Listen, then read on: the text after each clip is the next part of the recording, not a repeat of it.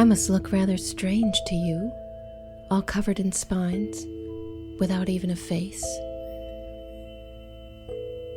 But I've taken many forms during my life.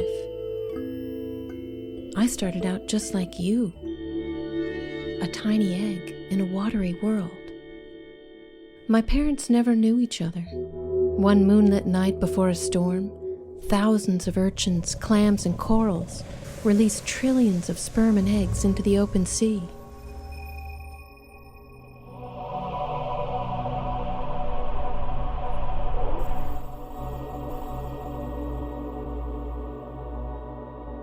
My father's sperm somehow met my mother's egg, and they fused.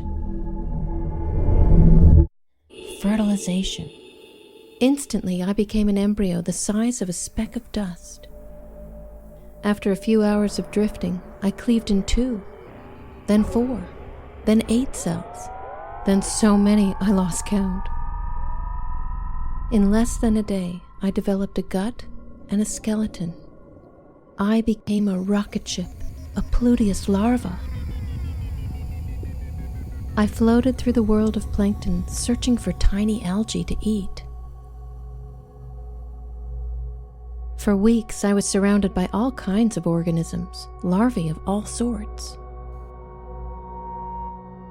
Most are so different from their adult form that biologists have a tough time figuring out who they are.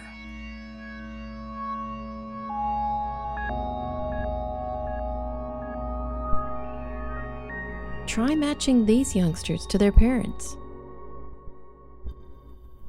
This Veloger larvae will turn into a snail. This Zoe into a crab, and this Planula into a Chlydia jelly. Some of my young companions are easier to picture as grown-ups. These baby jellies, known as Ephirae, already resemble their beautiful but deadly parents. Here in the plankton, there's more than one way to get your genes into the next generation. Most medusa jellies make special structures called polyps that simply bud off babies with no need for sex. Salps are similar. When food is abundant, they just clone themselves into long chains. The plankton is full of surprises when it comes to sex. Meet the hermaphrodites. These comb jellies and arrowworms produce, store, and release both sperm and eggs. They can fertilize themselves or another. When you're floating in a vast sea with little control over who you may meet, it can pay to play both sides of the field. The majority of species here, however, never mate nor form any sort of lasting bonds. That was my parents' strategy. There were so many of us Pluteus larvae, I just hid in the crowd, while most of my kin were devoured.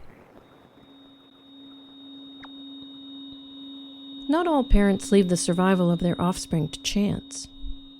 Some have far fewer young and take much better care of them, brooding their precious cargo for days, even months. This speedy copepod totes her beautifully packaged eggs for days.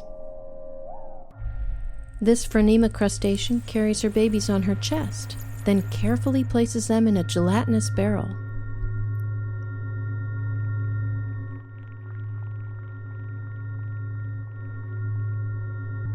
But the black-eyed squid takes the prize. She cradles her eggs in long arms for 9 months, the same time it takes to gestate a human infant. Eventually, all youngsters have to make it on their own in this drifting world. Some will spend their whole lives in the plankton, but others, like me, move on. A few weeks after I was conceived, I decided to settle down and metamorphosed into a recognizable urchin. So now you know a bit of my story. I may just be a slow-moving ball of spines, but don't let my calm adult exterior fool you. I was a rocket ship. I was a wild child.